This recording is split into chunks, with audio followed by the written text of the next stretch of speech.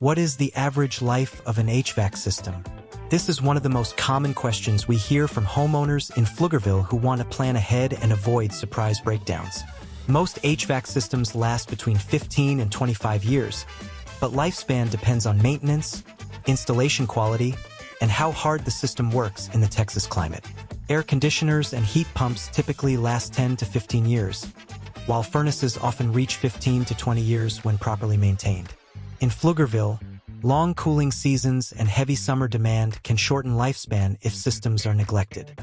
With proper care, many systems reach the upper end of their expected life and continue running efficiently. In Central Texas, skipped maintenance, dirty filters, airflow issues, and delayed repairs are the biggest reasons HVAC systems fail early. Annual professional tune-ups reduce strain on compressors, motors, and electrical components and help your system last years longer while lowering energy costs. If your HVAC system is aging or you are unsure how much life it has left, a professional evaluation can give you clear answers. Altruistic AC heating and plumbing helps homeowners protect their HVAC investment, plan ahead, and avoid costly surprises with honest inspections and expert care.